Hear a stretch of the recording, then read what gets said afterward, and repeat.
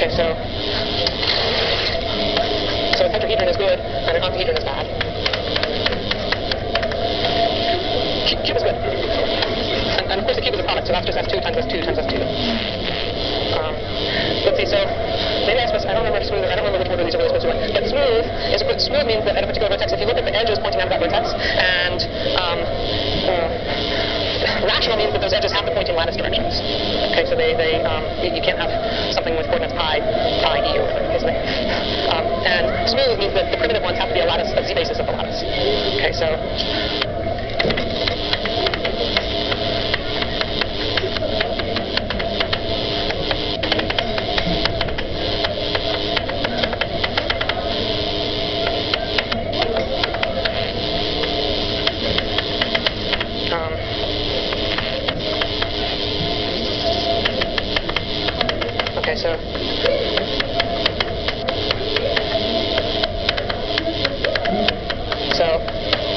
so with my standard lattice. Sorry, it should be z to the d, yeah. I wish I have this really great. When I was in music class in school, the teacher had this thing that made scales, like you could have 5 pieces of chalk, but you can get that and just make a scale and then do it that way, and then you have a lattice. It's great. Okay, but so how it sits with respect to the lattice is important, okay, because that diamond, which looks like a square, but it's shifted, if I look at the edges from this vertex, I can't get to that lattice point with z combinations of those edges. Okay, so this is not smooth. Yeah. And so this is, for every vertex, yeah. Okay. Exactly. And so it's not invariant. And okay, so there are,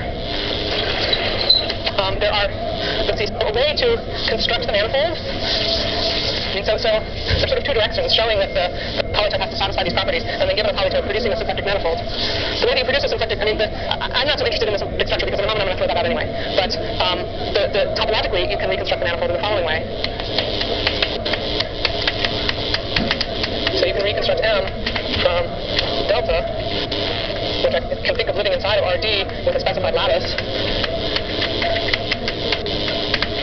Okay, so first I look at, okay, I guess first I'll write this down and I'll show you what's going on in my example, in the S2 example, which is, maybe we can do more.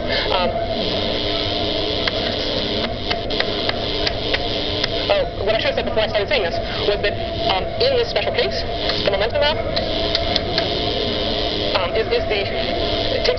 so the momentum map always has to take orbits to a point. And so I can think of the momentum map as a map from the orbit space to the convex polytope. And in fact, if I think of it that way, of phi from M mod t to this polytope, this is a homeomorphism. So maybe I should call this the orbit moment map.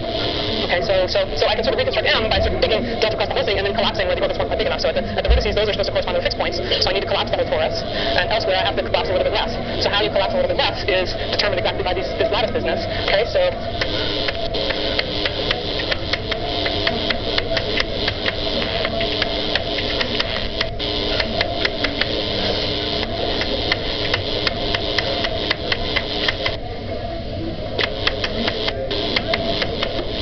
so 2 points are equivalent differently. Normally I'm going to collapse points that have the same coordinate of the polytope. And then if ever this point is in a facet, I'm going to, so each facet is defined by its unit normal vector. The unit normal vector determines a circle in my torus, and I'm going to collapse that circle.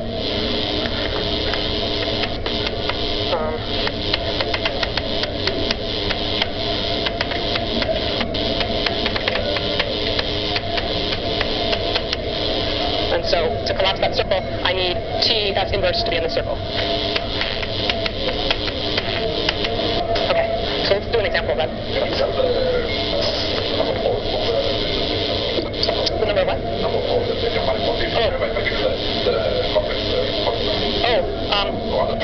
Yeah. So you can completely determine the Betti numbers from the polytope. The Betti numbers are exactly the H vector of the polytope. And in fact, that's how. So Stanley proved this G theorem, or part of the necessity part of this G. And that's exactly how it's able to be a polytope. The H vector is just the Betti numbers of, if it's a smooth polytope, it's just the Betti numbers of this toric variety. And the H vector is symmetric, is just concave reality for the cohomology thing. And I'll write all this down in a second. And the monotonicity of the H vector is something called Hard-Bashev's property of Kähler manifolds. I'll write that down in a second. But first, I just want to see how this works. So for S2, well, okay, for any, okay, we already saw that. Yeah, I'm going to build this field from the interval. Okay, I take a circle, I take this class of circle. Okay, and now the facets are the North Pole and the South Pole, and the normal just defines the circle inside the circle, so I'm going to collapse the circles, and I get a single point at the North Pole, a single point at the bottom, and then everything else remains a circle. Okay, and the size of the length of the interval essentially tells me how big my sphere is, so you can sort of guess that this is maybe telling you something about the symplectic form as well. Okay, so let's see. I want to actually write down some of those topological properties. Let me write it down over here.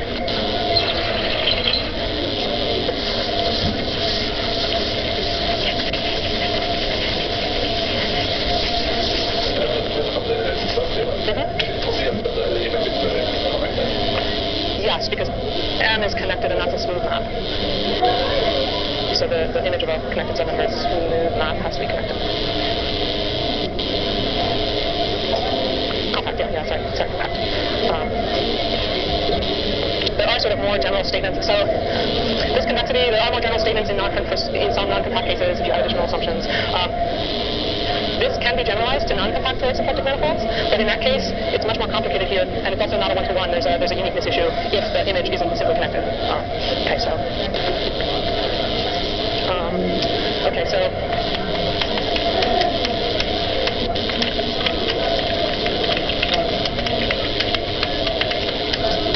there's a lot that you can do. So the first thing I said was that let's see. So this delta is going to have an F vector.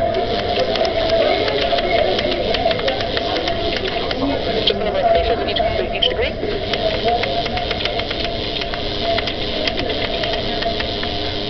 And then if you put those in a generating function and change t to 1 minus t and multiply it all out, you get what's called the H vector.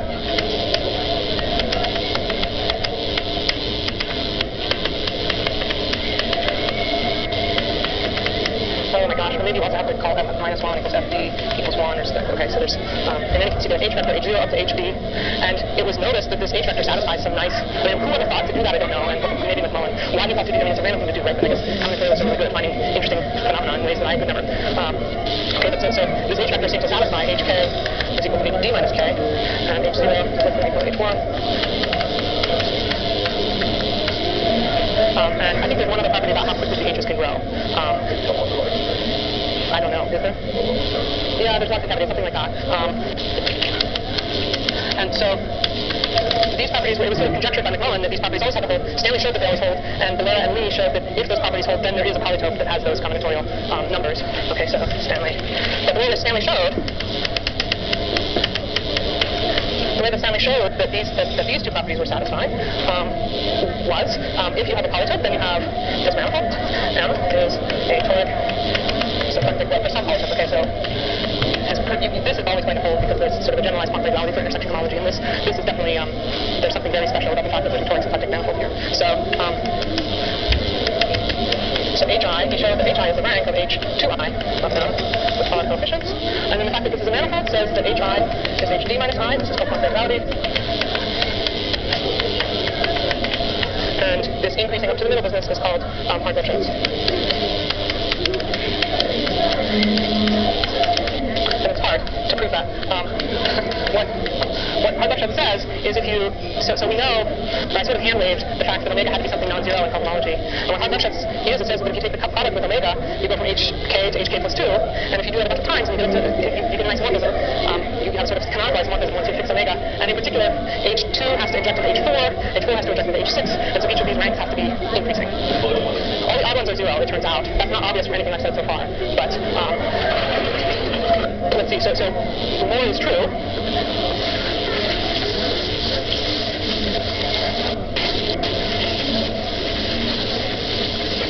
I mean, the way that you show that these are the Betty numbers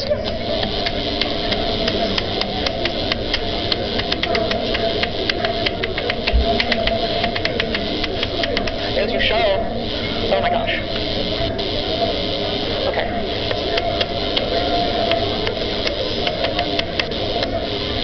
It's actually a little bit easier. Well, okay, so you show that this cohomology ring is the face ring of the polytope.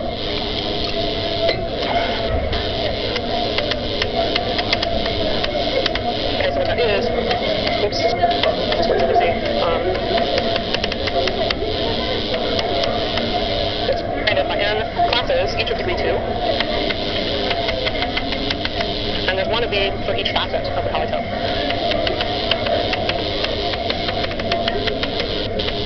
And so sorry?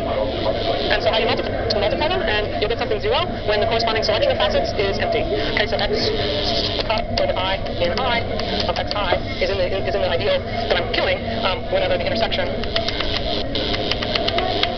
is empty. Oh, and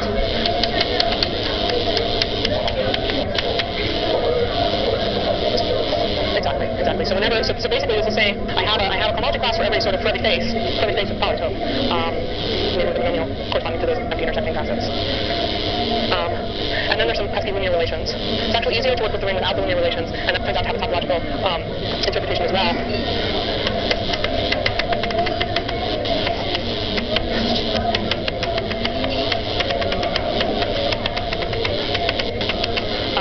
This is, it turns out, the equivariant cohomology. Okay, so that's just some cohomology that takes into account as well the action. Okay, but what you can do from this, so these are all in degree 2, so H odd is 0. In particular, H1 is 0, so pi one of them is perfect group, whatever that means, but it turns out that actually M is simply connected. Yeah. I mean, so there's the abelianization of the fundamental O. Okay, the abelianization of the fundamental group is the first homology, and so you have to be careful about torsion versus not. Okay, but in any case, it is simply connected. You can prove that directly. Oh, and I should say who this is. So Stanley uses this presentation to show this, but this presentation is, I think, the earliest place that's written in this analog Kirkovitz. Actually, I don't think they're both on the same paper, but in any case, it's called that theorem. I'm not sure exactly the history. So there's also this. So here we're playing with polytopes. Algebraic geometers prefer to play with fans, so that's another combinatorial gadget associated to a wide variety. And what it is, okay, so if this is my poly, I can take a fan that is, let's see, so a fan is a collection of cones in the same dimensional affine space, and my one cones are going to be exactly the rays normal to my facets. And then I take cones whenever they're non-empty intersections. So these cones correspond to fixed points.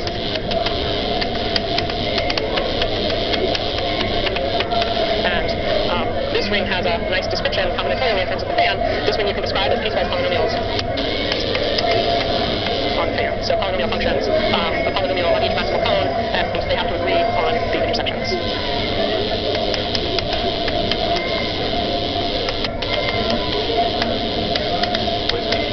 Piecewise polynomials.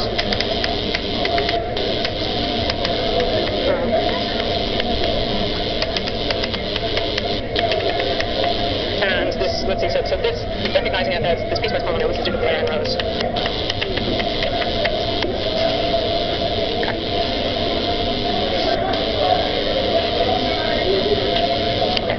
I was supposed to say a little bit more. So I was able to construct from this polytope the manifold operations I do on the polytope. If you have a polytope, you can do things like chop off a vertex and replace it with simplex. That has a geometric analog. So chopping off a vertex corresponds to doing what's called blow up in algebraic geometry.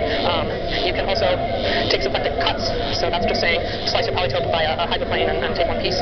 Or you can do various operations on the polytope, and there's natural reflections of what's happening in the geometry. I think that's everything I wanted to say about the toric stuff. About the, I will say, let's see, there are, I don't really want to say this, maybe not yet. Okay. I mean, what matters is, like, the important things, let's see, so, where did my green chalk go? These features, these are important. Having this face ring is nice. Well, face ring modular linear relations, and both the face ring and the piecewise polynomial, those are sort of useful features that allow us to relate sort of the polydynamic combinatorics of some gadget. Yeah. Sure, yeah, maybe we should. It's always a good idea. But so what I want to talk about, the rest of what I want to talk about is how, like, what combinatorial gadgets you get when you get rid of some of the geometry. Okay, so if you. I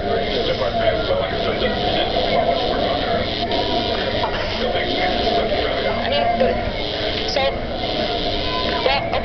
I think there's still things one can ask. I mean, so the reason symplectic toric manifolds are useful, toric symplectic manifolds are useful, like, they're just a really explicit class that you can play with. And so if there's something you want to know, it's the first class of examples you go to. I mean, basically, so for example, there are symplectic invariants you might want to compute. You might want to know which symplectic manifolds embed in which other symplectic manifolds. And there's some obvious ones. S2 embeds into CP2 by okay, well, CP2 had this triangle, and here's a nice little S2. Okay, but, you know, you might want to ask a more complicated question. And I think already, it's sort of pretty well understood when you can embed balls into four-dimensional toric manifolds.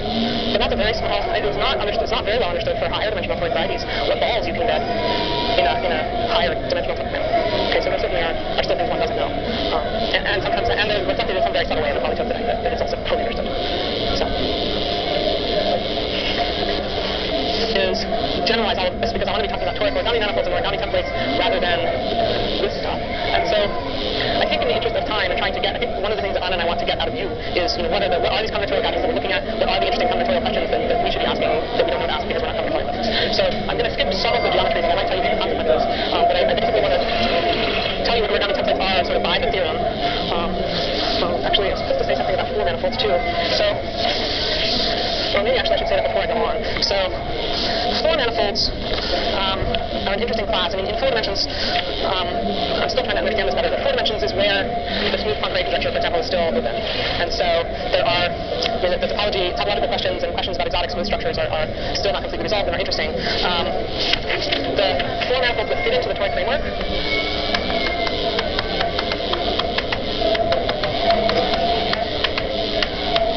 so we can ask which four manifolds are toric symplectic. So they have a, so I think this is what Anna and Joanne were just talking about. And the answer,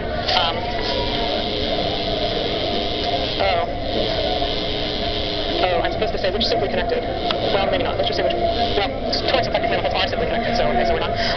So the toric symplectic ones include, we have S2 plus S2, and the only other ones are CP2 connect some K copies of CP2 bar.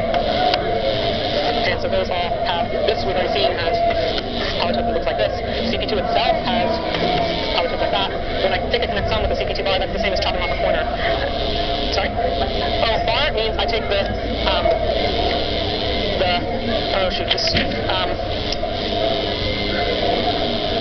did I write this down? I didn't write this down because it always confuses me. I take the opposite orientation.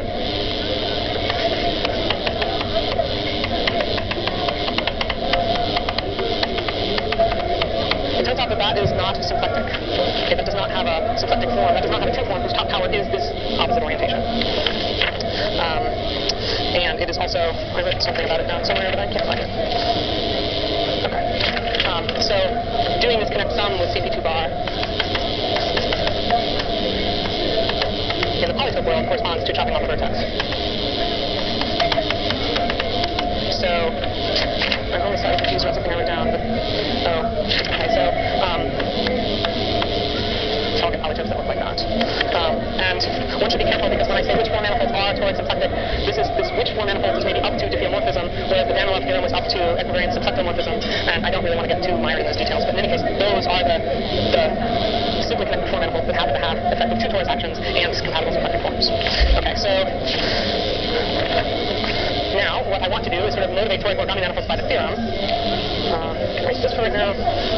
Log concavity is, I'll leave it there, but it's not going to be true. Let's see, so the theorem, due to Anna Konishina-Silva, Victor Gilliland, and Anna, straight. Okay, is that compact toric still means the same thing. I have a torus of half the dimension acting on an even dimensional manifold.